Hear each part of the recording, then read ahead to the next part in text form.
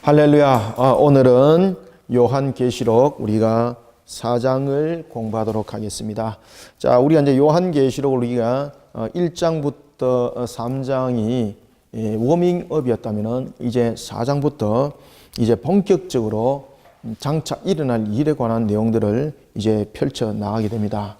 요한계시록은 우리가 이제 여러분들이 잘 아시는 것처럼 하나님께서 왜 이 말씀을 주셨을까라는 것입니다. 하나님께서는 이 말씀을 주실 때에 요한계시록을 통해서 이 말씀이 특별하게 한 번 주어진 말씀이 아니라 이미 우리에게 소선지자를 통해서 대선지서를 통해서 이미 하나님께서 조명해 준 것을 종합적으로 이제 결론을 맺는 것이 바로 요한계시록이라고 볼 수가 있겠습니다. 특히 이제 요한계시록의 내용들을 우리가 보면은 종말에 대한 내용들을 다루고 있는데 우리가 대선지서, 소선지서 가운데서도 특히 이제 종말에 관한 것들을 깊이 있게 굉장히 좀 집중적으로 다루고 있는 성경이 있습니다. 그것이 우리가 다니엘서, 그리고 또 하나는 우리가 이사야서, 이런 내용들이 그 속에 있고요. 뿐만 아니라 이제 에스겔서 내용도 그러한 내용들을 함께 다루고 있고 다 그런 겁니다. 보다 더 직접적인 내용들을 담고 있는 것은 좀 다니엘서가 그런 내용들을 직접적으로 담고 있다, 이렇게 볼 수가 있겠습니다. 왜냐하면은 다니엘서는 우리가 이제 요한계시록의 이제 끝에서 이제 배울 그 백보자 심판대에 관한 내용들도 다니엘서는 우리에게 설명해 주고 있고요. 그 다음에 적그리스도의 세력들로 인하여서 무너지는 왕국, 그런가 하면은 그들이 심판을 당하는 이 모습, 이런 것들도 다니엘서 10장과 11장에서는 이미 그 내용들을 조명해 주고 있습니다. 그래서 다니엘서는 12장에도 보면은 11장에 그 내용들이 나타나죠. 그죠? 11장에도 그 내용들이 나타나고 있고, 특히 이제 다니엘서는 보면은 우리에게 생소한 부분이라고도 말할 수 있는 한 부분을 설명하는데 그것이 바로 다니엘서 12장 2절입니다. 그것은 바로 심판의 부활과 생명의 부활, 이에 대해서 이미 이야기를 하고 있다는 겁니다.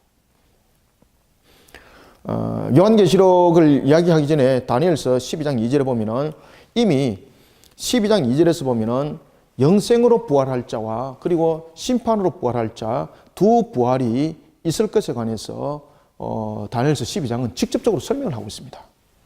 이러한 요한계시록, 이러한 다니엘서를 통해서 우리에게 예언의 말씀을 주신 주님께서 이제 요한계시록을 통하여 이제 결실의 결말의 말씀을 주십니다. 요한을 통해서 말씀을 준 것은 요한이 남은 마지막 사도이기 때문에 그렇습니다. 요한이 예수님의 12사도 가운데서 마지막 남은 사도였고, 그리고 이 사도는 요한계시록의 이 말씀을 가지고 7교회에 서신서를 써서 보내죠. 그리고 난 뒤에 그는 나중에 밤모섬에서 풀려나게 됩니다. 풀려나서 그리고 그가 또 에베소 교회에서 마지막에 또 사역을 하면서 연수가 차서 결국은 생명을 다하는, 순교하는 그런 마지막 사도. 그 마지막 사도가 요한계시록 4장에서 이제 하늘의 보호자를 보게 됩니다.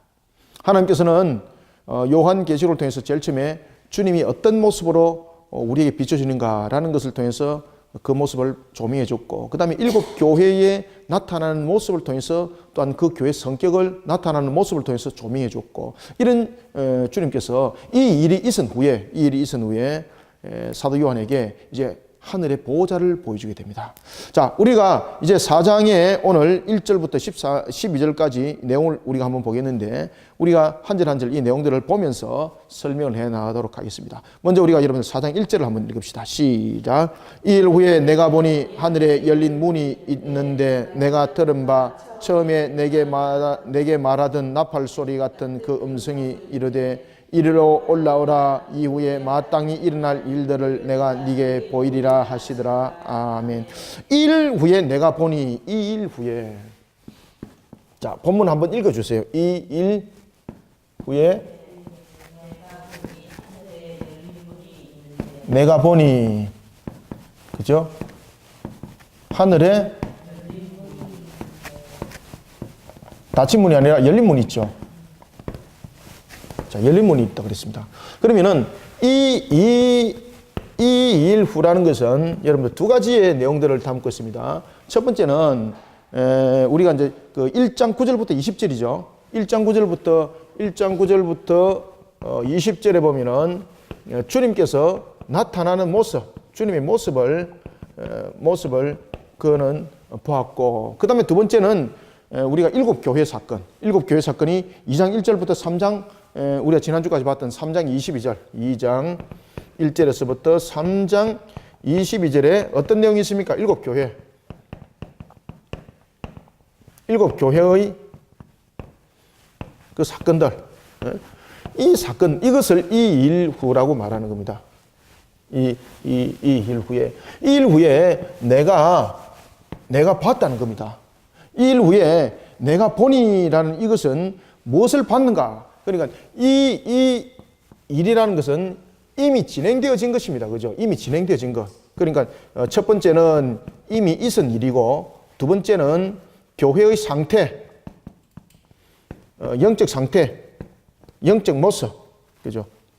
실질적으로 이 교회의 상태를 말하고 있었고, 그리고 내가 보니라는 것은 이거는 어떤 내용을 이제 담고 있는가 하면은 장차 있을 일입니다. 장차 되어질 일. 이 장차 되어질 일을 이제 보는 겁니다. 그 장차 되어질 일을 볼 때에 제일 먼저 무엇을 봤다는 이야기입니까? 여러분들, 장차 되어질 일에 대해서 볼 때에 제일 먼저 그가 본 것이, 장차 되어질 일에 대해서 제일 먼저 그가 본 것이 뭔가 하면 하늘 보좌를 본 겁니다. 하늘 보좌. 하늘 보좌. 여러분들, 하늘이라는 것은 하늘 보좌, 하늘 보좌 참 중요합니다. 나중에 제가 이제 2절에도 말씀드리겠는데, 하늘 보좌는 이 신약 성경에서 총 62번 등장합니다. 뒤에 이제 하늘 보좌가 이제 등장하죠. 하늘 보좌는 신약에서 총 62번 등장하는데, 요한계시록에서 47번 등장합니다. 요한계시록에서만 이 부분들이, 계시록에서만 이 부분들이 47회 등장합니다. 그러면은 하늘 보좌라는 것이 요한계시록에서 굉장히 중요하다는 겁니다. 요한계시록에서 굉장히 강조를 하고 있는 거죠. 47회 등장을 하고 있습니다. 그래서 그가 장차 일어날 일에 대해서 제일 먼저 본 것이 여러분 무엇인가 하면은 하늘의 열린 문. 그 하늘에 여러분 열린 문을 보면서 그가 결국 무엇을 봅니까? 하늘 보좌를 보는 거죠. 하늘 보좌를. 그러면은 이 하늘이라는 것은 여러분들 어떤 의미를 여러분들 우리가 담고 있습니까? 특히 우리는 하늘 그러면은 누구의 처소? 그렇죠. 하나님의 처소. 여러분 스데반이 하나님의 처소를 봤죠, 그죠? 그래서 여기서 하늘은 하나님의 처소. 하나님의 처소를 말하고, 그러면은 여기서 열린 문은 어떤 것을 의미를 할까? 열린 문. 자, 여러분들 문은 우리에게 내통의 역할을 하죠. 그죠? 안과 밖을 연결하는 역할. 그러면은 이 문이라는 것은 우리가 서로 간에 안과 그리고 안팎을 우리가 서로 교류를 하는 데 있어서 그것을 차단도 하기도 하고 열려놓기도 하고 이런 부분에 대해서 교류적인 측면에서 통로의 역할을 하는 것이 여러분 문입니다. 그 문이 열렸다는 거죠. 그러면은 그 문이 열렸다는 것은 무엇을 말하는가 하면은 하나님과의 교통이 지금 이루어졌다는 겁니다. 그래서 이 일 후에 내가 보니 하늘에 열린 문이 있었고라는 것은 지금 이 속에서 여러분 이제 잘 아셔야 되는데, 여기서 열린 문은 사도 바울의 여러 가지 부분에 대해서, 여러분 사도 바울은 여러분 이제 잘 아시는 것처럼 사도로서의 그가 사명을 감당했던 그 사도가 이 열린 문을 통해서 무엇을 이야기를 해주고 있는가 하면은 사도였던 그가 이제는 어떤 역할과 직분을 감당하고 있는가 하면은 예언자로서 내가 이제 직분을 감당합니다 이 뜻입니다. 이게 이 파란 글자 잘 안 나오네, 그죠? 파란 글자. 사도인 내가 어떤 직분자로서, 그렇죠. 이제 예언자로서의 내가 직분을 감당합니다. 그때에 예언자로서의 직분을 감당할 때에 요즘 말하는 사이비처럼 내가 말이지 하나님께서 나에게 주신 말씀이다 이런 사기꾼이 아니라, 여기서 말하는 예언자적인 직분은 여러분들이 잘 아시는 것처럼 하나님과의 직접적 교통 속에서 일어나는 겁니다. 하나님과의 직접적 교통 속에서. 그리고 하나님과의 이 직접적인 이 교통 속에서 일어나는 부분들이 사실임을 그가 이 본문을 통해서 우리에게 증거를 해주고 있는 겁니다. 그래서 이것은 하나님과의 직접적인 교통 속에서 내가 지금 예언자적 직분을 감당하고 있습니다. 하나님과의 직접적인 그러한 교통을 통해서 지금 내가 장차되어질 일을 이제 보고 여러분들에게 전합니다. 이런 뜻입니다. 그러니까 여기서 말하는 이제 열린 문이라는 것은 하나님과 교통하는 측면에서의 예언자적 권위를 함께 그가 표현하고 있다. 이렇게 보시면 되겠습니다. 그러면서 그가 하늘의 문이 열리고 그 속에서 제일 먼저 나팔 소리를 듣습니다. 여러분, 나팔 소리는 우리에게 중요한 역할을 합니다. 특히 우리가 구약 성경에 보면은 나팔 소리는 크게 우리가 세 가지의 기능을 감당합니다. 첫 번째는 우리가 잘 아시는 것처럼 나팔은 첫 번째 성회로 모일 때, 그죠? 성회로 모일 때에. 그 다음에 두 번째는 성회뿐만 아니라 절기를 알린다든지 뭐 이런 부분들을 통해서 그 내용들을 설명할 때. 그 다음에 세 번째는 이 나팔은 무엇입니까? 전쟁 등을 통한 소집을 알리는 거죠. 전쟁이라든지 이런 것들, 전쟁 등을 통한 이런 소집들을 알리는 겁니다. 그러니까 이 나팔 소리라는 것은 공개적이고, 나팔 소리라는 것은 공개적이고, 첫 번째 공개적이고, 그리고 두 번째는 이것이 공식적이라는 이야기입니다. 누구에게 숨겨서 말하는 것이 아니라 드러내고 모든 사람들이 깨달아 알도록. 그래서 요한계시록은 누군가 한 사람에게 숨겨진 말씀이 아닙니다. 요한계시록을 하나님께서 주신 것은 모든 사람들 하여금 깨달아 알도록 주신 말씀이기 때문에 요한계시록이 어려울 것 같아도 우리가 이 내용들을 여러 가지 부분들의 상징적인 부분에 대해서 우리가 이것에 어렵다고 말할 뿐이지 사실은 요한계시록은 결코 그렇게 어려운 책이 아닙니다. 사람이 이것을 어렵게 푸니까 요한계시록이 어렵게 들리시는 거예요. 아시겠습니까? 이와 같이 이제 나팔이라는 것은 이와 같이 공개적으로 주신 말씀이다. 그때 이렇게 말씀합니다. 그 음성이 이리로 올라오라, 이리로 올라오라. 그러면서 후에 마땅히 일어날 일들을 내가 너희에게 보리리라. 여기서 이제 마땅히 일어날 일. 내가 보니 하늘의 문이 열렸고 이 하늘의 문이 열렸을 때에 나팔 소리가 또한 들렸습니다. 그리고 나팔 소리가 들렸고 그리고 이리로 올라오라. 그러면서 무슨 말씀을 하시는가 하면은 앞으로 일어날 일에 대해서 어떻게 설명하는가 하면은 여러분들 앞으로 일어날 일에 대해서 이렇게 말합니다. 마땅히 일어날 일. 마땅히 일어날 일. 자, 여기서 여러분 마땅히 일어날 일을 이거 잘못 이야기하게 되면은 이것이 마치 순리 가운데서 그냥 자연적인 순리 가운데서 일어나는 마치 진화적인 측면으로서 설명을 할 수도 있겠죠. 이것을 말하는 것 아닙니다. 여기서 마땅히라는 것은 어떤 의미 속에서 담고 있는가 하면 바로 신적인 하나의 그 필연성을 우리에게 설명해 주셨습니다. 신적 필연성, 신적 필연성. 여기서 마땅히라는 것은 신적 필연성. 하나님께서 그렇게 하신다 이 말입니다. 하나님께서 그렇게 하신다. 여기서 이제 마땅이라는 것은 하나님께서 그렇게 하신다. 앞으로 일어날 일들은 어떤 순리, 자연적인 어떤 또는 진화적인 내용들 속에서 일어나는 것이 아니라 하나님께서 그렇게 하셔서 일어난다 이 말입니다. 하나님께서 그렇게 하셨어.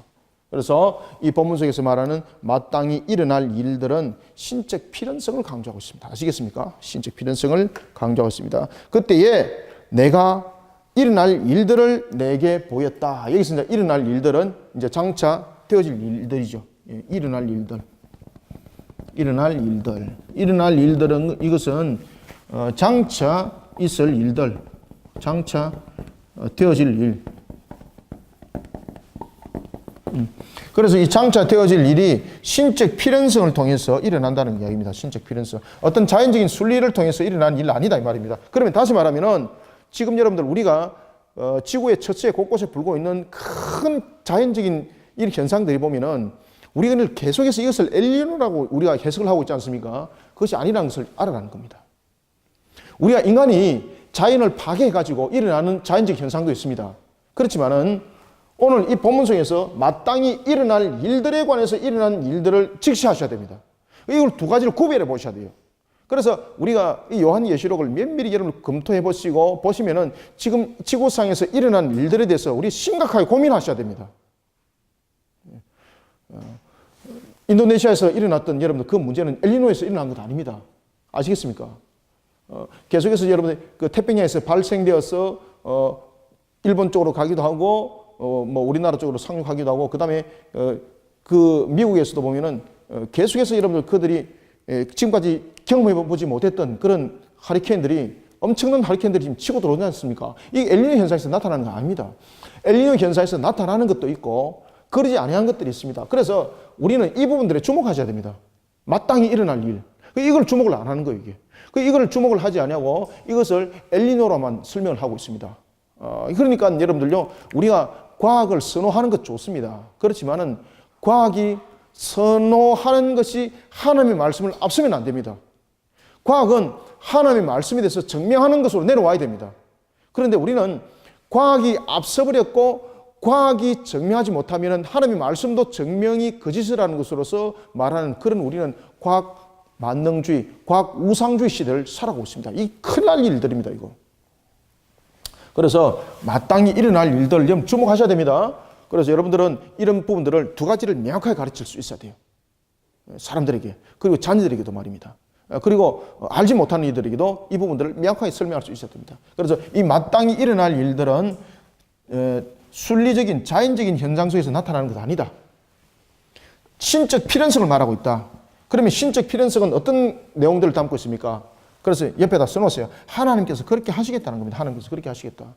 하나님께서 그렇게 하시겠다. 그러면 지금 일어날 일들, 장차 일어날 일들, 장차 되어질 일들, 그러니까 자연적인 현상 속에서 나타나는 상황들, 이런 부분들이 자연적 순리 속에서 엘니뇨 현상 속에서 나타나는 일이 아니라 바로 종말에 대한 부분들, 이 땅을 정리하는 악을 향한 심판, 그 내용들을 함께 담고 있는 내용들이라는 이야기입니다. 이것을 하나님께서는 누구에게 보여줬다? 구하는 요한에게. 그 요한에게 이미 보여줬고 이미 알겠는데 우리는 여기에 대해서 너무 무디더라. 제가 여러분들 다니엘서를 가르쳐 드릴 때도 여러분들 그랬지 않습니까? 이미 다니엘을 통해서 하나님께서는 헬라 제국에 대해서 이야기를 다 했고 로마 제국에 대해서 이야기를 했고 이미 예루살렘에 대해서 무너짐에 대해서 이미 이야기를 했는데 그것이 역사 속에서 그대로 다 드러났다. 근데 놀라울 사실은 사람들이 그것을 보고 읽고 그 역사 가운데서 일어난 그 사건들이 심지어 600년 이후에 일어날 그 사건들이 이미 조명되어졌고 역사 속에서 다 드러났는데도 불구하고 사람들이 거기에 대해서 놀랍게 여기지 않더라. 그리고 심지어 여러분들 잘 아시는 것처럼 다니엘서에 대해서 두 부활에 대해서 이야기를 좀 하지 않습니까? 그죠? 그래서 제가 이것을 하기 전에 이미 다니엘서 12장 2절에 두 부활에 대해서 이미 이야기를 했다. 믿지 않는 자들도 부활 분명히 이야기했다. 믿는 자 부활도 분명히 이야기를 했다. 이때에 믿지 않는 자들과 믿는 자들 이야기를 할 때에 다니엘 입을 통해서도 하나님께서 뭐라고 말씀하시는가 하면 유대인과 이방이라고 말하지 않았습니다. 유대인과 이방이라고 말하지 않았습니다. 그래서 우리가 그러한 내용들을 우리가 잘 직시하셔야 됩니다. 자, 이런 속에서 우리가 1절을 이렇게 주목을 하고 딱 들어가셔야 돼요. 아시겠죠? 그래서 1절을 주목을 잘 하셔야 돼요. 이 1절을 이렇게 주목을 안 하시면은 나중에 뒤에가 그냥 흐지부지하게 되는 거예요, 이게. 그래서 1절을 다시 한번 더 봅시다.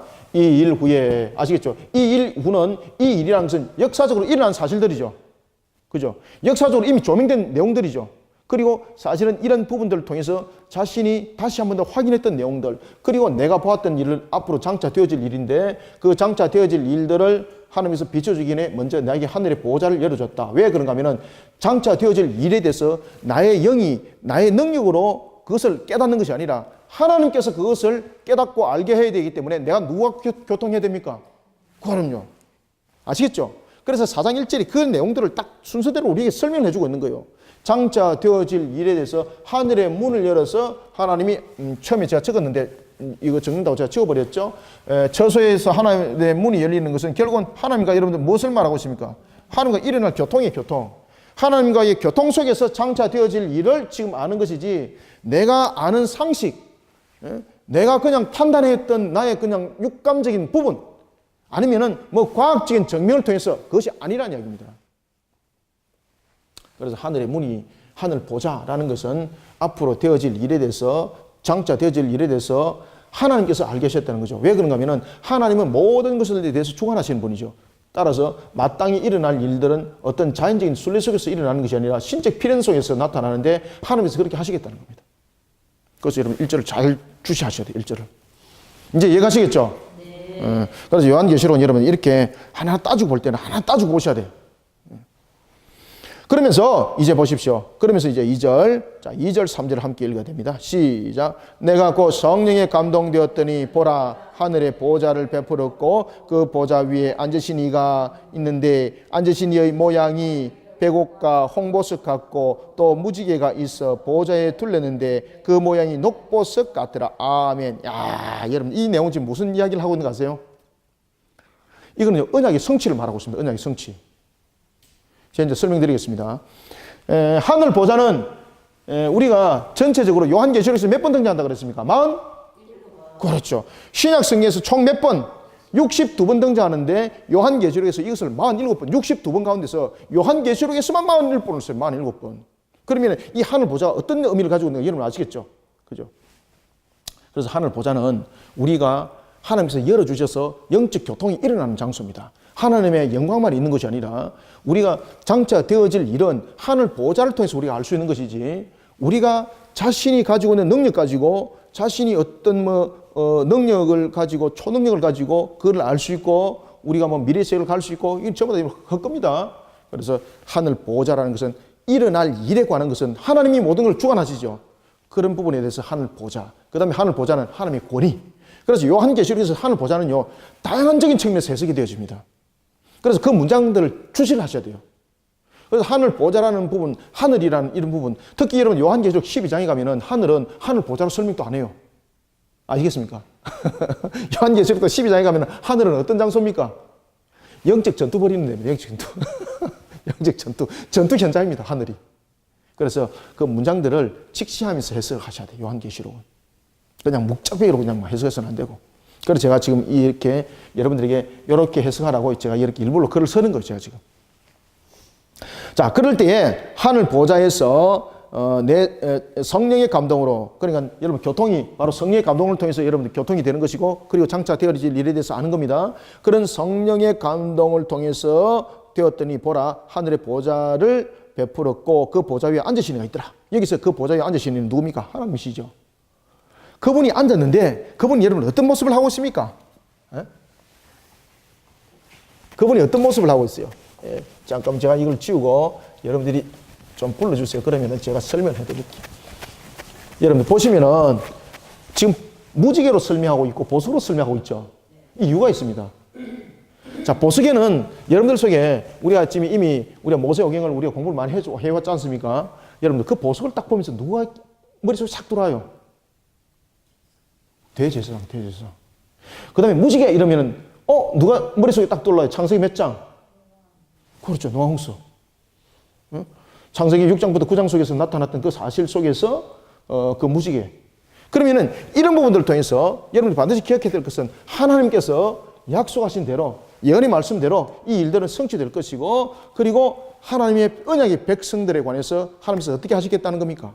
그들을 반드시 내가 지켜보고 그들을 낙원으로 인도하신다는 거예요. 그리고 이런 내용들을 이 본문 속에서 이 2절과 3절이 그 내용을 담고 있는 겁니다. 자, 그래서 자 여러분들 불러주세요. 자, 하늘에 보좌에 있는데 보좌에 앉으신 그분의 모양입니다. 그분의 모양. 보좌에 앉으신 그분의 첫 번째 모양. 어떤 모양을 하고 있습니까? 그렇죠. 자, 수목. 여러분 모양을 설명하는데 왜 배옥을 설명해요? 그죠? 모양이면 어떻게 생겼다 이렇게 이야기를 해야 되잖아요. 근데 왜 배곡이라는 이런 거 가지고 이야기를 할까요? 하나님은 형상과 모양이 있다 없다? 그렇죠. 아시죠? 그래서 하나님의 어떤 모양을 설명하기 전에 하나님이 가지고 있는 그 속성 속에서 뿐만 아니라 하나님이 맺었던 언약 그 관점들을 지금 설명해 나갈 때에 어떤 내용들을 설명하는가 하면 그 모양이 벽옥과 홍보석 같다. 모양이 벽옥과 그리고 홍보석 같다. 그리고 또 보면은 무지개가 그 보좌를 둘렀더라. 그죠? 무지개. 그 보좌에는 무엇이 들렀더라? 그렇죠. 무지개가 들렀는데 이 무지개가 무슨 색깔? 예? 녹보석, 녹보석. 예. 그래서 전부 다 지금 보석으로 지금 설명하고 있죠. 그죠? 보석으로. 여러분들, 보석으로 설명하고 있는 거는 우리가 천국 문에 우리가 입성을 했을 때에 12문이 12보석이죠. 그죠? 12보석. 어떤 것들로부터도 바꿀 수 없는 것. 여러분들, 보석의 이름이 새겨지고 하는 것들은 우리가 일반적으로서 우리가 지울 수 없는 겁니다. 보석은 일반적인 금속보다도 더 강력한 겁니다. 그죠? 보석은. 그래서 여러분들 잘 아시는 것처럼 다이아몬드 가지고 무엇을 자릅니까? 유리 자르잖아요. 유리. 그죠? 유리 자르지 않습니까? 그러니까 다른 성질보다도 더욱더 단단함이죠. 그래서 그 보석 위에 이름이 새겨졌다는 것은 안 지워진다는 이야기입니다. 안 지워진다. 그리고 또한 보석이라는 것은 세상적인 측면에서도 가치가 구별되는 거지 않습니까?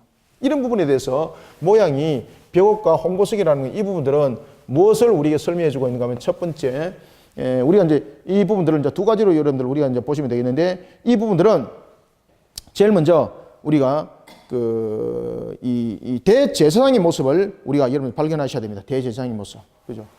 우리가 첫 번째는 대제사장의 모습.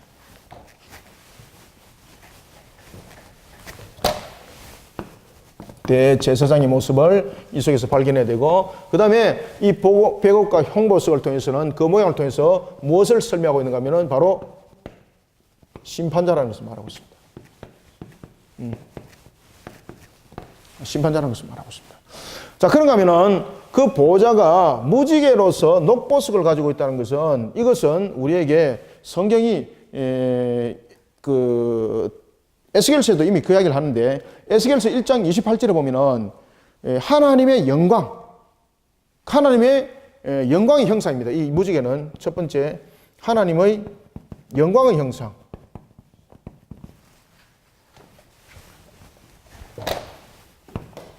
영광의 형상과 모양을 우리가 무지개라고 말하는 거예요. 무지개. 그 다음에 두 번째는 우리가 이미 앞전에도 말씀드렸던 것처럼 노아를 통해서 하나님께서 맺었던 언약입니다. 언약.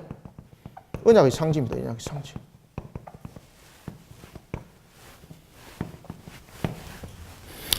따라서 우리에게 오늘 나타나는 보호자에 앉으신 그분의 모양이 벽옥과 홍보석이요, 그 보호자가 무지개로 그 모습들이 나타난 것은 여러분들 하나님의 영광의 형상과 모양을 설명하면서 노아를 통해서 하나님께서 말씀하셨던 그 언약, 그 언약을 우리에게 지금 다시 한 번 더 각인시켜 주면서 말을 하고 있다는 것입니다. 그래서 우리가 창세기 특히 9장 16절부터 17절에 보면은 노아 언약이 나타나죠. 그죠? 창세기 9장 16절부터 17절에 보면 무지개 언약에 대해서 나타나고 있고, 그 다음에 하나님의 영광의 형상과 모양은 에스겔서 1장에 보면은 1장 27절입니까? 28절입니까? 1장 28절 난조 한번 확인 한번 해보십시오. 1장 28절에 보면은 하나님의 영광의 형상과 모양이 바로 무지개입니다. 그래서 우리가 보면은 왜 우리가 성상 그림을 이렇게 그리는데 이렇게 보면은 왜 머리 위에 요런 것들이 있지 않습니까? 그죠? 이런 부분들이 바로 무엇을 말하는가 하면은 바로 영광, 이런 부분들을 설명하고 있는 겁니다. 그래서 그런 부분들을 왜 위에다 이렇게 그렸을까라는 것은 이 내용들 속에서 여러분들 보시면 되겠습니다. 자, 이와 같이 벽옥과 홍보석과 또 무지개가 있어 보호자를 들렀는데 그 모양이 녹보석 같더라. 녹보석 같더라. 그래서 하나님은 모든 생물과 언약을 맺었죠.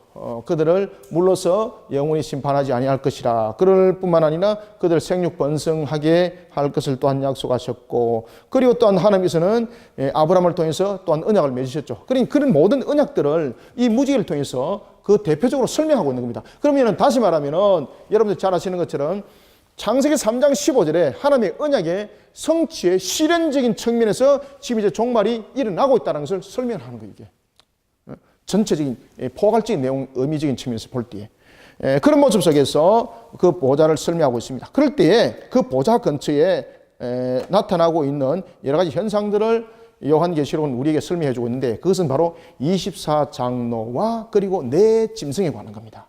자, 한번 보겠습니다. 4절부터 우리가 5절을 한번 2절을 읽어보겠습니다. 시작. 또 보좌에 둘러 24 보좌들이 있고 그 보좌들 위에 24 장로들이 흰옷을 입고 머리에 금관을 쓰고 앉았더라. 보좌로부터 번개와 음성과 우레소리가 나고 보좌 앞에 켠 등불 7이 있으니 이는 하나님의 7영이라. 아멘. 이게 여러분들 이제 읽으면은 잘 이해가 안 갑니다. 잘 이해가 안 가는데 이제 설명을 딱 들으면은 이게 이게 참 어렵게 우리에게 주신 말씀이 아니구나라는 것을 여러분들 알게 됩니다. 자, 여기서 등장하는 것이 누가 등장하고 있습니까? 지금 24 보좌가 등장하고 그리고 그 보좌에 앉을 누굽니까? 24명의 24 장로를 설명하고 있죠. 이게 여러분들요, 이 이단들이 이게 24 장로를 가지고 자기들이라고 이야기를 하고 있고 또 뭐 기구하게 희한한 말들을 하고 있는데 이 부분들 여러분 잘 아셔야 됩니다. 그리고 또 어떤 분들은 이 24 이 장로를 수종드는 천사라고 말하고 있는데 절대 그렇지 않습니다. 그래서 이 내용들을 여러분들이 잘 전개해 나갈 때는 안에 전체적인 것들에 대해서 무엇을 말하는지를 함께 바라봐야 됩니다. 자, 한번 우리가 봅시다. 여기서 보면은 자, 보좌에 둘렀습니다. 보좌가 있는데 이 보좌를 둘러 선자들이 있습니다. 그렇죠? 이 보좌를 둘러 선자들이 있는데 그 자들이 누굽니까? 24 장로인데 이 24 장로에게 또 무엇이 있습니까? 보좌가 있습니다. 보좌. 여러분들 천사는 보좌가 있을까 없을까요? 천사는 여러분 수종들기 때문에 보좌가 없습니다. 그래서 이 24 장로가 천사가 아니라는 것은 첫 번째 보좌가 그것을 설명해 주고 있고 두 번째는 이 24 장로가 천사가 아니라는 것은 또 우리에게 무엇이 우리에게 설명해 주고 있는가 하면은 머리에 금관을 쓰고 있습니다. 머리에 금관. 여러분들 천사가 머리에 금관 쓰고 있습니까? 머리에 금관을 쓰고 있습니다. 여러분들 천사는 수종드는 자입니다. 천사가 수종드는 자가 금관을 여러분 쓰고 있다는 것은 이거는 말 그대로 자신이 숭배받는 대상이 된다는 이야기지 않습니까? 그래서 이 24 장로가 천사가 아니라는 것은 보좌와 그리고 그 머리에 쓰고 있는 것이 금관이라는 사실입니다. 그러면은 이 24 장로는 누구인가? 24 장로는 누구인가? 누구겠습니까? 이 24 장로는 여러 측면에서 우리가 이제 볼 수가 있는데, 자, 여러분 구약적인 측면에서 보면은 이스라엘은 여러분 잘 아시는 것처럼 몇 지파입니까? 자, 12지파로 구성되어 있고, 그리고 신약시대, 여기서 이제 구약시대입니다. 구약시대에 12지파로 구성되어 있고, 그 다음에 신약시대에 넘어오게 되면은 이 12이 무엇으로 바뀌게 됩니까? 12지파가. 그렇죠. 12사도로 바뀌게 되는 거죠. 그러면은 여기서 24 장로라는 것은 무엇에 대해서 대표성을 가지고 있는가 하면은 바로 신구약에 관한 대표성을 가지고 있습니다. 신구약. 그리고 이 얘기에 대해서 신구약의 모든 성도들입니다. 모든 성도들을 상징하고 있습니다. 이게 24 장로가. 장로가 보좌에 앉았죠. 머리에 금관을 썼죠. 이게 누굽니까? 성도들입니다. 성도들. 우리가 여러분 천연나라에서 우리가 천연왕국에서 무엇을 합니까? 우리가 천연왕국에서 왕노릇 하죠. 왕노릇. 그죠? 우리가 천연왕국에서 여러분 성도들이 왕노릇 하지 않습니까? 여러분 왕노릇 한다는 것은 보좌가 있는 거죠. 그죠? 그 다음에 보좌가 있을 뿐만 아니라 금면류관이 있는 거죠. 그리고 이 24 장로가 또 하나는 신구약의 모든 성도들을 상징하고 있다는 것은 어떤 의미 속에 담겨 있는가 하면 나중에 이제 뒤에 보면은 이 24 장로가 무엇을 하는가 보십시오. 무엇을. 이 24 장로가 예배를 합니다. 예배를 드립니다. 예배를. 오늘 이 본문을 통해서 우리가 이제 봐야 될 것은 이 보좌가 우리가 일반적으로 보면은 이제 보좌라는 것은 분명히 구별되어 있습니다. 권위, 권세 이런 부분들을 보좌는 분명히 설명하고 있습니다. 그죠? 권위도 있고 그 다음에 권세도 있고 라는 것인데 이 오늘 본문 속에서 이 24 장로의 권위와 권세는 누구로부터 나왔는가? 이 권위와 권세가 누구로부터 나왔겠습니까? 자신의 권위와 권세가 아니라 이 권위와 권세가 하나님으로부터 나온 권위와 그리고 권세라는 사실을 고백합니다. 하나님으로부터 나온 권세와 권위라는 것을 알고, 그리고 그들이 자신들의 권위와 권세를 다 내려놓고 하나님을 경배하는 것이 바로 10절의 그 내용들, 10절과 11절의 그 내용들이 나타납니다. 자, 이와 같은 모습 속에서 우리가 24장로를 우리는 볼 때에 여러분들이 이제 잘 아시는 것처럼 신구약의 성도들에 대한 모습들을 다 담고 있는 것이다. 아시겠죠? 그래서 우리가 이 보좌라는 것은 우리가 어떤 특별한 24명을 말할 수도 있겠습니다만은 이 부분들을 24명이라는 부분들로서 어떻게 보기보다는 상징적인 의미로서 보는 것이 좋다. 그럴 때에 구약과 신약의 모든 성도들을 담고 있는 그런 상징적인 의미 속에 우리가 그 내용들을 볼 수 있습니다. 그러면서 이제 24장로가 흰 옷을 입고 있다는 것은 여러분 거룩성을 말하고 있죠. 그죠? 거룩성.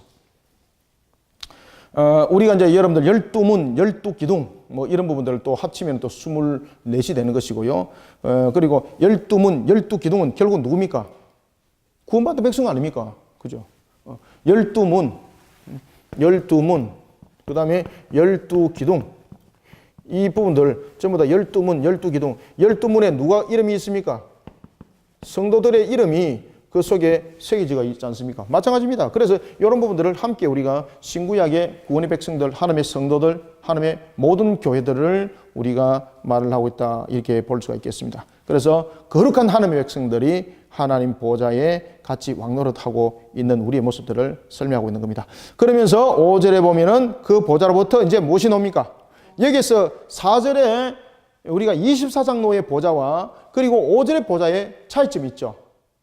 24장로의 보좌는 그 권위가 있고 분명히 권세가 있습니다. 그렇지만 이 권위와 권세는 또 다른 보좌로부터 나옵니다. 그 또 다른 보좌가 누구의 보좌입니까? 하나님 보좌죠. 그래서 여러분들 24장로의 보좌, 24장로의 보좌와 그리고 뒤에 나타나는 오늘 5절의 보좌는 내용이 다릅니다. 그래서 5절과 4절의 보좌가 다른데 4절의 보좌는 24장로의 보좌를 말하고 있고 5절의 보좌는 하나님의 보좌입니다. 그러면은 24장로의 보좌도 여기서 말하는 권위와 권세가 있는 것을 설명하는 것인데, 그런데 그들의 권세와 권위는 어디로부터 나왔는가? 바로 하나님 보좌로부터, 하나님의 권세로부터 나왔다는 이야기입니다. 하나님의 권세로부터. 그래서 24장로가 있는 보좌는 여러분 번개와 음성과 우레소리가 없지만은 하나님 보좌에는 무엇이 있습니까? 그렇죠. 그래서 번개와 음성과 우레소리가 나고라는 부분들은 이와 같이 보좌를 구별하는 겁니다. 보좌를. 그리고 그 보좌에 무엇이 있습니까? 보좌 앞에 켠등불 7이 있습니다. 켠등불 7. 7은 여러분 완전수죠. 등불의 7. 여러분들 잘 아시는 것처럼 하나님의 영의 7영. 7영의 완전수. 이건 성령을 말합니다. 성령. 그래서 여기서 말하는 등불의 7, 하나님의 7영. 이것은 동일한 겁니다. 하나님의 영, 7 등불. 이것은 바로 성령을 말합니다. 성령. 완전수. 완전한 영. 여러분, 완전한 영은 성령밖에 없습니다. 그죠? 성령. 그래서 이것을 7 등불로서 설명하고 있고, 그리고 무엇으로 설명하고 있더라? 그렇죠. 7 켠등불로서 설명하고 있고, 그 다음에 7 영으로서 설명하고 있는데, 이것은 바로 성령을 말하고 있는 성령. 하나님의 7 영이라 보좌 앞에 수정과 같고, 그러니까 여러분이 하나님 보좌가 어떤 곳인가 이제 설명하는 겁니다. 하나님 보좌 앞에는 어떤 모습으로도 거룩을 숨기고 그 앞에 설 수 없다는 겁니다. 그래서 그 앞에 수정과 같은 유리바다가 있다는 겁니다. 유리바다. 여러분들 수정과 같은 유리바다는 전부 다 모든 걸 다 밝혀내는 겁니다. 수정과 같은 유리바다. 그래서 오늘 본문에 보면은 여러분 수정과 같은 유리바다. 이 수정과 같은 유리바다는 무엇일까? 수정과 같은 유리바다. 바다는 넓다는 거죠. 넓다. 유리라는 것은 무엇입니까? 투명해서 다 모든 것을 다 비춘다는 이야기죠. 수정과 같다는 것은 투명, 이것도 말 그대로 투명하다는 거죠.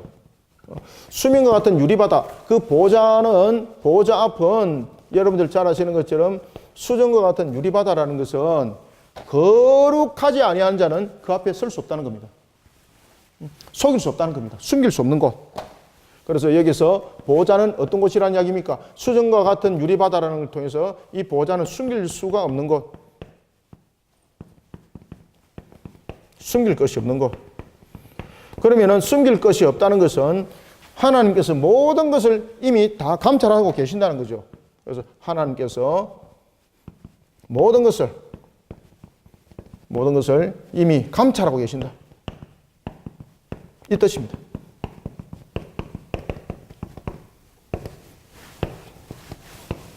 하나님께서 모든 것을 감찰하고 계신다. 그 보좌는 뭐가 같다? 수정과 같은 유리바다라는 것은, 수정이라는 것은 여러분 투명성이죠. 투명이라는 것은 흠이라도 하나도 있으면 확인되는 거죠. 그래서 여러분들 유리바다는, 우리가 그 유리바다를 지나가잖아요. 그러면 내가 그 유리바다를 지나갈 때에 내가 겉으로는 거룩한 체 할 수 있습니다. 그죠? 그렇지만 이 유리바다는 어떤 곳인가 하면 내 속을 비춥니다. 이게 전부 다. 우리가 여러분들 바다 보면은 유리가 그냥 이렇게 바다 그냥 이렇게 쳐다보면 안에 속을 못 보잖아요. 근데 그 위에 유리를 딱 덮어버리면은 속을 봅니까 안 봅니까? 속이 다 보이죠? 바로 그런 겁니다. 그래서 그 유리바다는 딱 건너는 딱 순간 그 사람의 인격이 어떻고 전부 다 밑에 다 보입니다. 전부 다. 티끌이 있고 없고 티가 있고 없고 전부 다 보입니다. 그래서 하나님 보좌 앞에서는 숨길 것이 없는 곳이에요. 숨길 것이 없는 곳. 숨길 것이 없는 그분이 보좌 앞에 있다는 겁니다. 그때 그 보좌에 누가 있는가 하면 내 생물이 있다는 거죠. 내 생물. 24장로만 있는 것이 아니라 내 생물이 있다는 거예요. 여기서 내 생물. 그래서 내 생물이 이제 등장하는데 그것이 바로 사송사독이더라. 사송사독. 사자, 송아지, 사람, 독수리. 여러분들 사송사독은 우리가 나타나고 있는 것처럼 이 사송사독은 모든 인류의 모든 이 땅 위에 있는 피조물들의 대표성을 가지고 있습니다. 사송사독은 사자, 송아지, 사람, 독수리. 그래서 사송사독 이렇게 외웠어요. 사송사독. 자, 사자는 여러분이 잘 아시는 것처럼 모든 동물들의 가장 강력한 왕이죠. 그죠? 모든 동물들의 왕. 그 다음에 여러분들 송아지는 그 덜짐승 가운데서 우리가 기르는 덜짐승 가운데서 가장 덩치가 큰 강력함이죠. 그죠? 그 다음에 사람은 여러분들이 잘 아시는 것처럼 모든 피조세계에 대한 대표성이죠. 모든 피조세계. 그래서 지혜와 그리고 지식에 대한, 그 다음에 하나님의 피조물을 다스리는 것에 대해서 모든 것에 대해서 가장 큰 대표성을 가지고 있습니다. 그런가 하면 독수리는 어디를, 그렇죠, 공간을 다스리는 대표성. 그래서 이 사송사독이라는 것은 말 그대로 모든 피조세계입니다.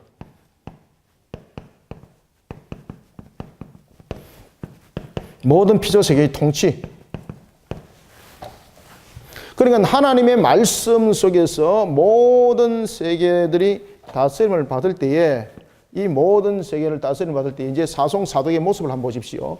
이 사송사독의 모습을 보면은 이들의 눈에 대해서 이야기를 합니다. 눈에 대해서 강조를 주고 있는데, 이들의 눈이 어떻게 지금 되어 있습니까?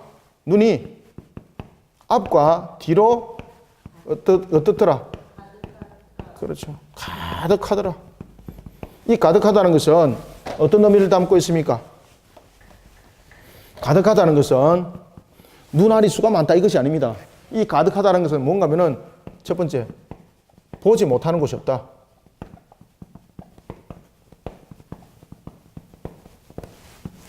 이것은 경계뿐만 아니라 여러 가지 부분에서 감찰뿐만 아니라 하나님을 한순간도 놓치지 않는 겁니다. 하나님을 조명하는 것. 이 앞뒤 눈 속에서 가득하다는 것은 우리가 경계하고 감찰하는 부분에서만 뛰어난 것이 아니라 하나님을 조명하는 데 있어서 항상 누구를 주시하고 있다는 이야기입니까? 항상 하나님을 주시하고 있습니다. 그래서 이 사송사독의 모든 피조세계의 이 통치권자를 가지고 있는 이 통치권들을 대표하고 있는데, 이 통치권을 대표하고 있는 이들이 제일 먼저 여러분 잘 아셔야 될 것은 첫 번째, 항상 하나님을 주목합니다. 누구를 주목합니까? 항상 하나님을 그들은 주목합니다. 그래서 그들의 눈이 앞뒤로 가득하더라 이 말이에요. 앞뒤로 가득하더라. 앞뒤로 가득하더라. 자, 한번 읽어보고 또 계속해서 진행해 나가도록 하겠습니다. 자, 그래서 우리가 6절에서 여러분 유리바다는 이제 아시겠죠? 유리바다가 있고 6절, 7절, 8절까지 한번 읽어보겠습니다. 6절, 7절까지 읽겠습니다. 시작.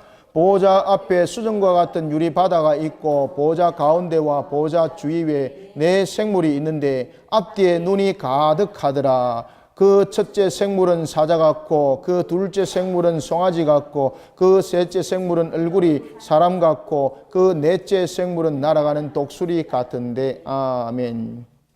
그래서 여기서 네 짐승은 사송사독은 최고의 능력을 가진 그런 짐승들이죠.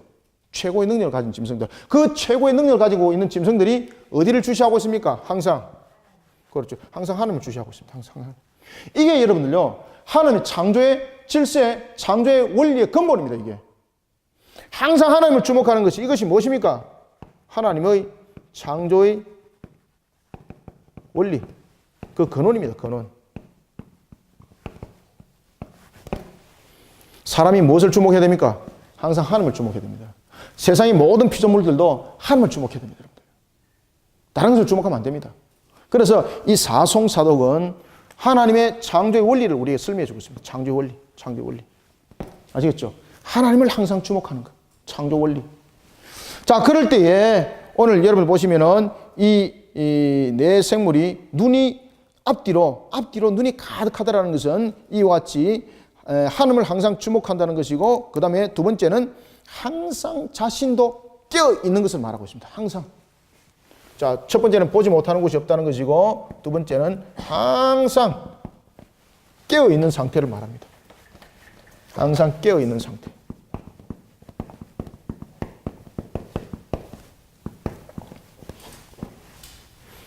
여기서 항상 깨어 있다는 것은 여러분들요, 이게 누구의 속성을 담고 있습니까? 그렇죠. 하나님의 속성에 보면은 우리가 주무시지도 아니하고 졸지도 아니하시고 이런 내용들을 담고 있죠. 그래서 항상 깨어 있다는 것은 하나님의 속성을 담고 있을 뿐만 아니라 우리의 영적 상태, 이들의 영적 상태를 설명하고 있습니다. 영적 상태. 항상 여러분 하나님을 향해서 그들이 주목하고 있으면서 보지 못하는 곳이 없을 뿐만 아니라 항상 그들이 깨어 있는 그런 상태를 가지고 있다.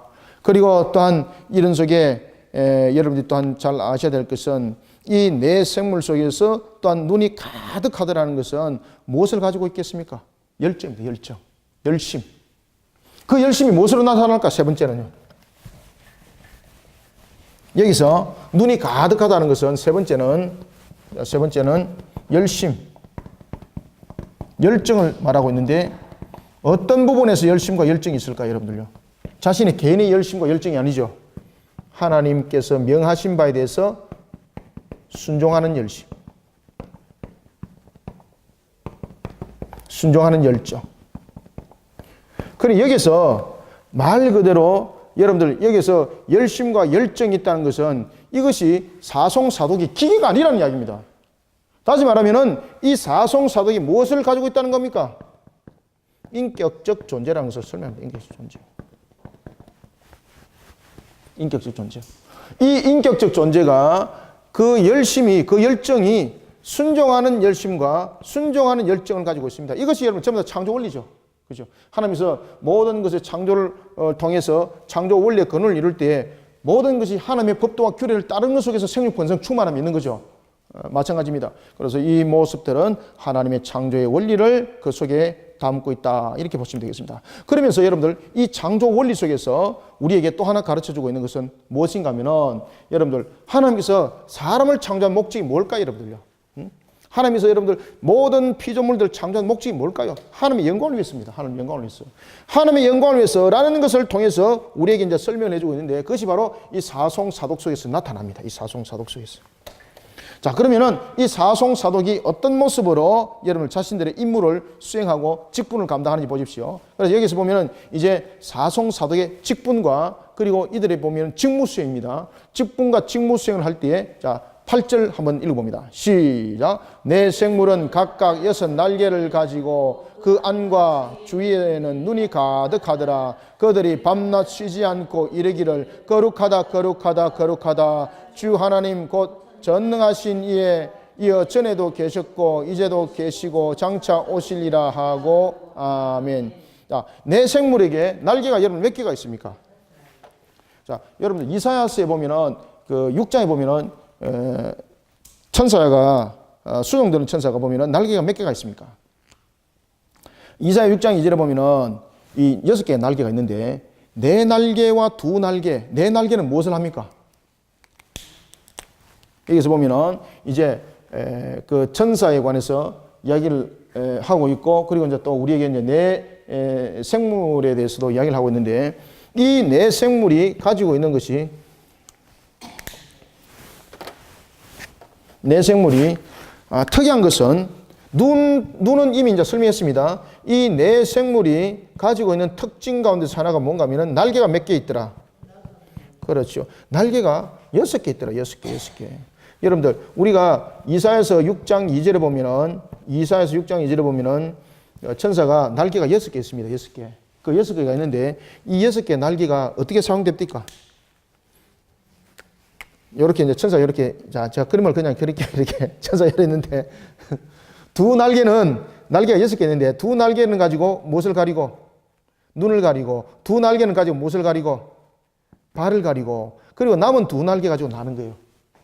아시겠죠? 그러면은 이 천사의 모습을 통해서 우리가 이제 알아야 될 것은 이사야서 6장 2절에 보면은 날개가 4개는 무엇을 하는가 하면 예배 드리는데 이 날개가 쓰임을 받습니다. 이 날개가 이 예배를 드리는 측면에서 무엇이 기준이 되는가 하면 거룩이 기준이 되는 거예요. 거룩. 우리가 하나님 앞에 항상 겸손하고 불의를 보지 아니하고 아시겠습니까?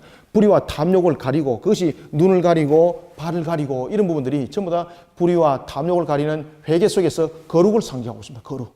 그래서 이 네 날개는 예배 가운데 선 거룩한 수종자의 모습을 담고 있습니다. 그런가 하면은 두 날개는 어떻게 합니까? 항상 움직이죠. 이것이 날개 둘은 이거 날개가 2개가 있는데 4개는 예배와 관계가 있고 이 2개는 이제 사역적인 측면과 관계가 있습니다. 이 사역적인 측면에서 이것이요 수종을 드는 데 있어서 열심히 날개가 쉬지 않습니다. 항상 날개가 움직여 날개가. 그래서 이 6날개가 생물이 날개가 6개라는 것은 바로 이사야 6장 2절을 우리가 참고하셔야 됩니다. 이사야 6장 2절에 보면은 내 날개는 무엇에 예배를 드리는 것에 있어서 거룩을 상징하고 있더라. 거룩을. 그 다음에 두 날개는 무엇을? 사역적인 것을 담고 있더라. 그 사역적인 측면은 쉬지 않더라.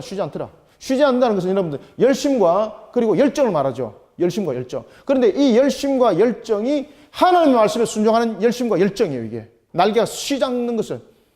이 날개는 누구의 명령에 따라서 움직인다는 이야기입니까? 그렇죠. 그래서 그것을 여러분 딱 메모를 해놓으십시오. 여기서 보면은 두 날개와 네 날개를 구분하셔가지고 6날개를 그렇게 여러분 이사야서 6장 2절을 참고하시면 되겠습니다. 그래서 여러분들 이 모든 것들은 6날개는 결국은 하나님의 모든 거룩을 다시 말하면 하나님께 영광을 돌리는 모습이에요. 하나님께 영광을 돌리는 모습. 이것이 하나님의 창조의 원리의 근원을 담고 있는 겁니다. 이 6날개가. 사송사독이 알겠죠? 예. 그러니 우리가 요한계시록을 보면서 또 하나 우리가 깨달아야 될 것은 하나님께서 창조 세계를 어떤 이유 때문에 만드셨는지를 이 사송사독을 통해서 설명한다, 설명 안 한다? 그렇죠. 설명하고 있다. 어떻게 설명하고 있습니까? 이 모든 피조 세계를 만드신 목적이 무엇입니까? 하나님께 기쁘게 영광을 돌리는 모든 피조 세계가 하나님을 경배하는 것을 담아내기 위해서 하나님께서 모든 것을 창조했다는 것을 이 사송사독이 설명하고 있다. 아시겠죠? 그래서 여러분들 이거 요한계시록은 어떤적인 측면에서 자의적으로 자꾸 해석하면 안 돼요. 전체적인 성경을 함께 보고 이것을 제시를 해야만이 정확한 거예요, 이게. 그래서 저는 여러분들에게 이와 같은 신구약을 가지고 여러분들이 지금 조명을 하고 있고 이런 부분에서 틀림없는 내용들을 여러분들 이야기를 하고 있으니까 여러분들 이것을 참고 삼아서 공부를 열심히 하시고 또 하나는 우리의 모습들이 이것을 아는 것으로 끝나면 안 돼요. 아시겠죠? 그러면서 사송사독의 모습을 보면서 우리의 모습들을 어떻게 담아내가야 되는가. 그렇죠? 우리가 창조의 근원의 모습 속에서 열심을 다하고 열정을 다하는 그런 모습이 되어야 됩니다. 자, 이런 모습 속에 무엇을 내 생물이 무엇을 지금 말하고 있습니까? 거룩하다, 거룩하다, 거룩하다. 그죠? 거룩하다, 거룩하다. 시간이 많이 되어서 이것을 설명할까 지금 제 고민 중인데. 자, 여러분들, 하나님께서 사람을 창조하셨습니다. 하나님께서 사람을 창조하실 때에 잠깐 제가 설명을 잠깐 하고 이왕이면은 이 창조 원리를 이야기를 했기 때문에, 그죠? 사람도 우리가 하나님께서 거룩을 어떻게 지킬 수 있는가라는 것, 정말로 우리를 창조하면서 능력을 줬는지 안 줬는지 우리가 알아야 될 것 아니겠습니까? 자, 그래서 잠깐 참고상으로 여러분들에게 말씀을 드리겠습니다. 자, 하나님께서 사람을 창조했습니다. 그 사람을 우리는 아담이라고 말한다. 그죠? 아담이라는 것은 그 이름이 아니고 원래 이것을 사람이라는 것을 아담이라고 말한다. 이 아담이라는 것은 어떤 의미를 가지고 있다? 불다라는 의미를 가지고 있다. 그런데 하나님께서는 사람을 창조하실 때에 무엇으로? 첫 번째는 소재는 아담, 붉은 흙을 사용했다. 소재. 이거는 소재입니다. 하나님께서 무슨 소재를 사용했습니까? 붉은 흙을 사용했다는 이야기입니다. 아담이라는 것은 하나님께서 사람을 창조할 때에 무엇을 했다? 붉은 흙으로서 사람을 창조했다. 그런데 이 사람을 하나님께서 하나님의 형상과 하나님의 모양대로 창조했다 그랬죠. 그러면 형상과 모양은 무엇을 담아냈다는 이야기인가? 여기서 이제 보면은 하나님께서 사람의 코에 무엇을 불어넣습니까? 그렇죠. 코에 생기를 불어넣었다는 거죠. 그러면은 코에 생기를 불어넣었다는 것은 이 자체가 영적인 것을 설명하고 있습니다. 이 영적인 것을, 그러니 하나님의 형상과 모양에 대한 것은 하나님의 영이잖아요. 그래서 사람이라는 이 붉은 흙에 영을 하나님께서 부여했다는 얘기예요. 그러면 영을 부여했을 때 영은 그냥 우리로 말하면은 쉽게 말하면 그냥 영이라는 실체인가? 이 영이라는 속은 이 속에서 우리에게 무엇을 담고 있는가 하면은 이 영적인 것은 무엇을 말하고 있습니까? 하나님의 속성을 불어넣었다는 뜻이다. 하나님의 속성을 불어넣었다는 뜻이다. 그러면은 하나님께서는 사람에게 어떤 속성을 불어넣었을까? 속성 가운데서도 신적 속성만이 담아낼 수 있는 것이 있고 피조라는 속에서 함께 담아낼 수 있는 것이 있습니다. 그래서 그것을 두 개로 나누어서 우리가 비공유적, 그렇죠, 속성이라고 하고, 이건 비공유적 속성은 그렇죠, 신적 속성, 신적인 내용 속에만 담을 수 있는 겁니다. 그리고 공유적 속성이라고 있습니다. 이 공유적 속성은 무엇입니까? 신적인 이 속성을 하나님께서 피조물에게 함께 담아서 공유할 수 있는 속성, 공유할 수 있는 속성. 아시겠죠? 그러면 하나님께서 하나님의 형상과 모양으로 사람을 만들 때에 코에 생기를 불어넣었습니다. 영적인 것을 불어넣었습니다. 붉은 흙으로 만드는 그곳에 영적인 것을 불어넣었습니다. 그때 불어넣은 것이 이것이 그냥 영이라는 것을 말하는 것이 아니다. 이것은 속성을 말하고 있는 것이다. 그때 그러면 속성은 비공유적 속성을 불어넣었을까요? 공유적 속성을 불어넣었을까요? 그렇죠. 공유적 속성이죠. 그러면은 이 공유적 속성 가운데서는 어떤 성질이 있을까라는 것입니다. 하나님은 어떤 분이에요? 그렇죠. 거룩한 분. 그래서 무슨 속성을 불어넣었다? 그렇죠. 거룩성의 속성을 불어넣었다. 하나님은 여러분 선과 악에 있어서 선하신 분이 악한 분이에요. 자, 사람은, 자, 우리가 여러분 성경에도 그 이야기를 하지 않습니까? 하나님이 사람을 어떻게 창조했다? 악하게 창조했다? 선하게 창조했다? 그렇죠. 그러면 하나님께서 이 속성을 불어넣을 때 무슨 속성을 불어넣었다는 이야기입니까? 그렇죠. 답이 딱 뭐죠? 선한 속성을 불어넣었다는 이야기예요. 자, 여러분, 하나님은 사랑이라고 그랬죠. 그래서 하나님께서 우리에게 너희들은 하나님을 사랑하고 이웃을 내 몸과 같이 사랑하라 그랬죠. 그러면은 우리가 속성이 없이 살아갈 수 없습니다. 그러면 하나님께서 우리에게 어떤 속성을 불어넣었다는 이야기입니까? 그렇죠. 사랑의 속성을 불어넣었다는 이야기예요. 사랑의 속성. 사랑의 속성. 이 글이 잘 보입니까? 사랑의 속성. 그 다음에 하나님께서 아담에게 선악을 알게 하는 실과를 먹으면 반드시 죽는다라고 말씀했습니다. 그러면 이것을 구별할 수 있는 지혜가 지식이 있어야 되죠. 그러면 하나님께서 지혜와 지식을 불어넣었다, 안 불어넣었다? 그렇죠. 불어넣었다. 어떻게? 말씀을 구별할 수 있고 분별할 수 있는 것. 그런가 하면은 이 말씀이 어떤 것이 옳고 어떤 것이 그르다는 것은 무엇을 통해서 알 수가 있습니까? 공의를 통해서 알 수 있다. 공의. 알겠죠? 그래서 하나님께서 우리에게 비공유적 속성을 불어넣을 때에 공의와 정의의 속성, 이와 같은 속성들을 함께 부어 넣어줬다는 거죠. 부어 넣어줬다는 거죠. 그러면은 속성이라는 것은 말 그대로 성질입니다. 성질. 성질은 여러분들 무엇인가 하면요. 성질은 나타나는 능력입니다. 나타나는 능력. 저 따라합니다. 성질은 나타나는 능력이다. 아시겠습니까? 성질은 여러분 나타나는 능력이에요. 나타나는 능력. 나타나는 능력. 그렇기 때문에 우리는 거룩에 대해서 거룩을 지킬 수 있는 능력을 이미 하나님께서 아담에게, 첫 번째 아담에게 부어주었어요. 그런데 첫 번째 아담이 이 거룩성을 손상시키고 선함을 그런 분명히 선택을 한 것이 아니라 그런 자유의지를 통해서 악함을 뿐만 아니라 이런 공의를 바로 세우지 못하고 정의를 바로 세우지 못하니까 첫 번째 아담의 죄는 하나님의 책임이 아니라 그 아담에게 모든 죄값은 있는 거예요. 아시겠죠? 그래서 하나님께서 선악을 알게 하는 실과를 네가 먹는 날에는 반드시 죽으리라, 이 말은 이 선악을 알게 하는 실과가 무엇을 말하는지를 이미 이 속성을 통해서 아담은 아는 거예요. 왜 그런가 하면 그 하나님의 나라는 우리가 하나님의 말씀을 지킴으로써, 거룩을 지킴으로써 우리에게 복이 있다는 것을, 거룩을 지킴으로써 우리가 복된다는 것을, 우리의 능력은 이미 알았다는 거죠. 그래서 속성은 여러분 파워예요. 파워, 능력. 거룩을 지킬 수 있는 능력, 정의와 공의를 지킬 수 있는 능력, 아시겠습니까? 그 능력을 하나님께서 주셨다 안 주셨다 사람에게. 그렇죠. 우리는 이것을 아셔야 돼요. 이것을. 그래서 사송사도에 보면은 이렇게 8절 하반절에 보면은 거룩하다 거룩하다 주 하나님 곧 전능하신 이여 전에도 계시고 이전에도 계시고 장차 오실 이시라. 이게 지금 사송사도에 하는 이야기죠. 그렇죠? 그래서 우리는 본인의 우리는 거룩성을 잃지 않고 살아갈 수 있는 능력을 하나님께서 줬습니다. 이미 첫 번째 아담에게. 그런데 이 능력이 인간의 정욕과 욕망과 무력적인 부분에 대해서 무너져 버린 거죠. 그래서 우리가 이 땅을 살아갈 때도 여러분들요, 정욕과 물질적인 욕과 명예욕과 이런 데 눈 멀지 마시기 바랍니다. 항상 우리가 바라볼 것은 무엇을 바라봐야 됩니까? 항상 깨어있는 상태에서 항상 하나님을 조명하는 자들이 돼야 돼요. 하나님을 조명하는 자. 그리고 우리는 이러한 거룩에 있어서 우리의 자신들을 또한 바르게 세워나가는 그런 모습이 되어야 됩니다. 아시겠죠?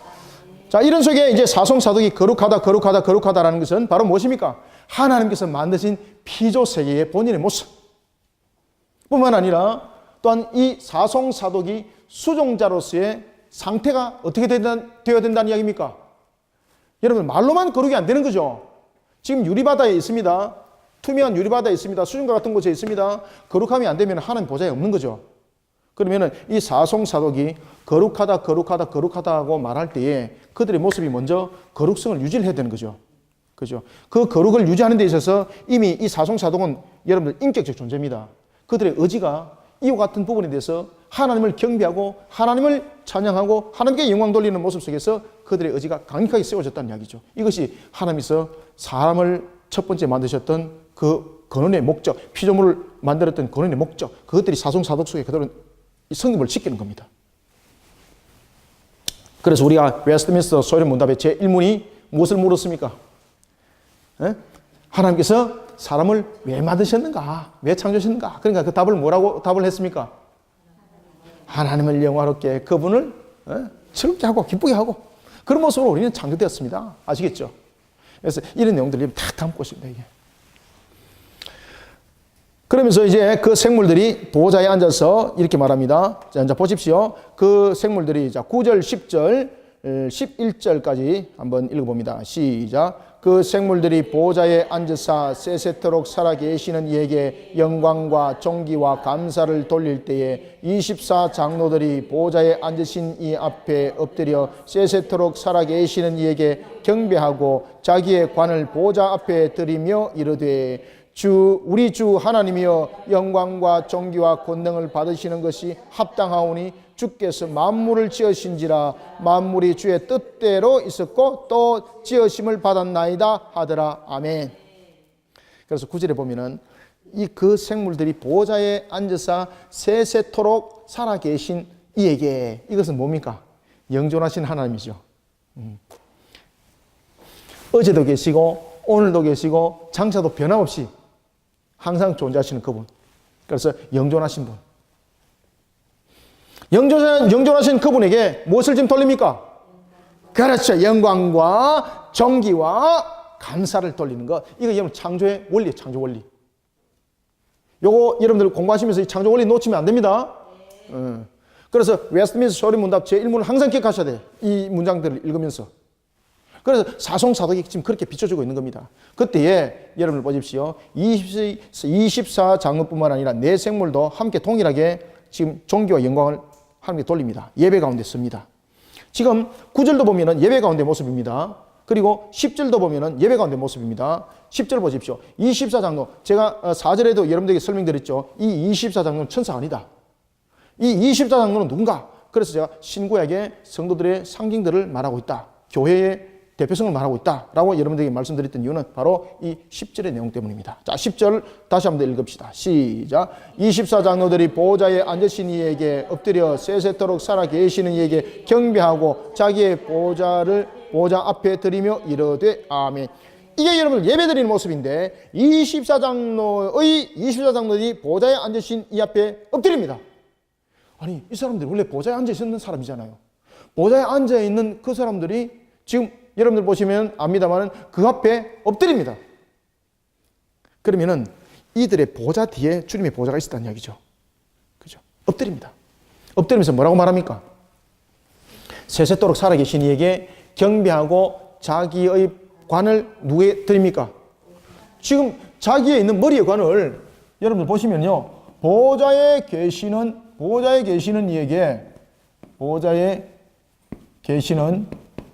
이에게 드립니다, 여러분들. 이거는 무슨 뜻일까?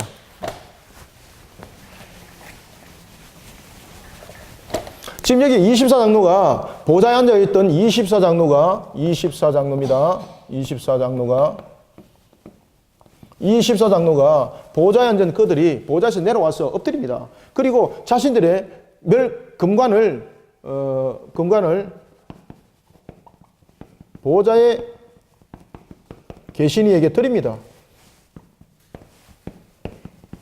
이거는 무슨 이유일까? 좀 전에도 제가 앞에서 말씀드렸던 것처럼 이거는 무슨 내용을 담고 있는 거면은 이것은 24장로, 24장로입니다. 24장로. 자기들의 권위가 누구로부터 왔다는 것을 설명합니까? 그렇죠. 그들의 권세와 권위가 하나님의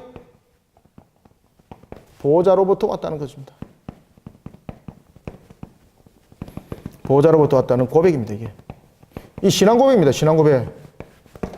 신앙 고백하는 겁니다, 이거.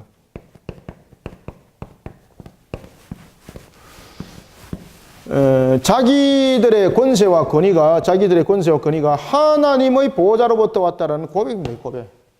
그래서 이 고백은 바로 누구를 말하고 있는가? 그래서 천사가 아니다.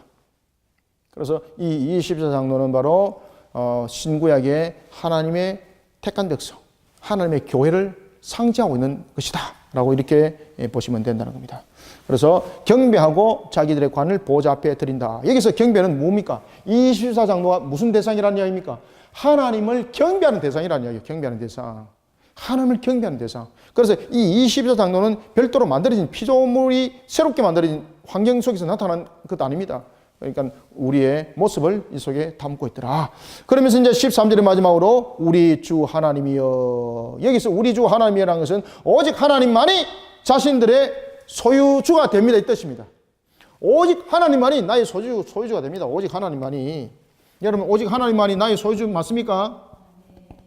오직 하나님만이 자신들의 소유주라는 겁니다.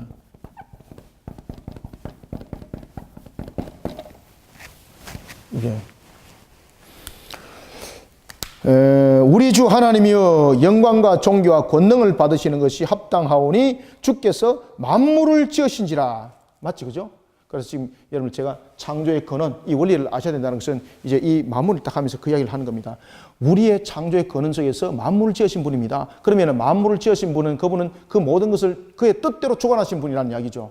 그때 우리의 피조물들은 어떤 모습인가? 피조물을 하나님께서 창조하신 목적은 하나님께 영광을 돌리고 경배와 찬양을 돌리는 예배의 존재였다는 것을 우리는 알아야 되는데, 그런데 우리가 예배 존재의 모습이 안 됐죠.